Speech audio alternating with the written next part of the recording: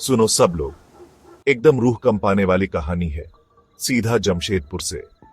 चलो, मैं तुम्हें मई महीने में ले चलता हूँ, मेरे कजिन की शादी का महीना। हम जमशेदपुर गए थे, जहां मेरी आंटी रहती है। उनका घर ज्यादा बड़ा नहीं है और इतने सारे मेहमानों के साथ जगह कम पड़ रही थी, तो हम मेरी आंटी के दोस्त के पापा के फ्लैट में रुक गए। ये फ्लैट काफी टाइम से खाली था और तीसरे माले पर था। पहले और दूसरे माले पर लोग रहते थे, लेकिन तीसरा माला पूरा हमारा था।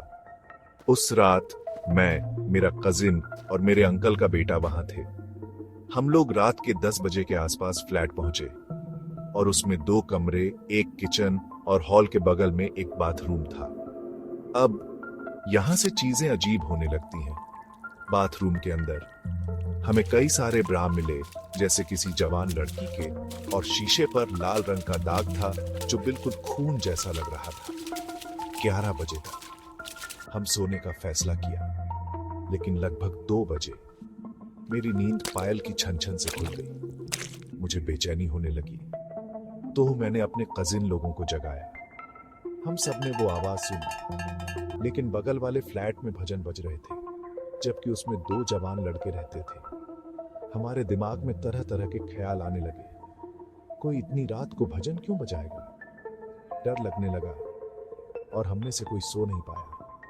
रात गुजरती गई और हम सुबह तक जागते रहे। अगले दिन हमने ये सब मेरे कजिन के दोस्त को बताया। उसने इसे हमारे वहम समझकर टाल दिया और ये साबित करने के लिए वो उस रात हमारे साथ रुक गया।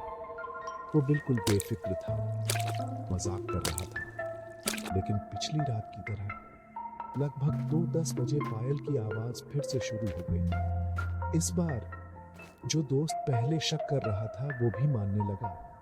उस रात भी कोई नहीं सो पाया। डर के बावजूद हमारे पास उस फ्लैट में वापस जाने के अलावा कोई चारा नहीं था।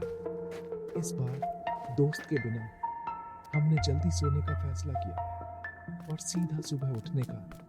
लेकिन घड़ी की तरह लगभग 2:10 बजे पायल की आवाज फिर शुरू हो गई। मेरे कजिन्स नहीं उठे, लेकिन मैं उठ गया। मैंने उन्हें जगाने की कोशिश की, पर मैं हिल नहीं पा रहा था। मेरा शरीर जकड़ा हुआ था। ऐसा लग रहा था जैसे कोई और मुझे कंट्रोल कर रहा है। फिर बाथरूम का दरवाजा अपने आप खुल गया और मैं चिल्ला पड़ा। मेरे कजिन्स उठ गए और पूछने लगे क्या हुआ। मैं डर के मारे बोल नहीं पा रहा था। सुबह हो गई और हम वहां से चले गए। जब मैंने सबको बताया कि क्या हुआ, मेरे परिवार ने हमें उस फ्लैट में वापस जाने से मना कर दिया। आज भी उस फ्लैट के बारे में सुनकर उस रात की दहशत वापस आ जाती है।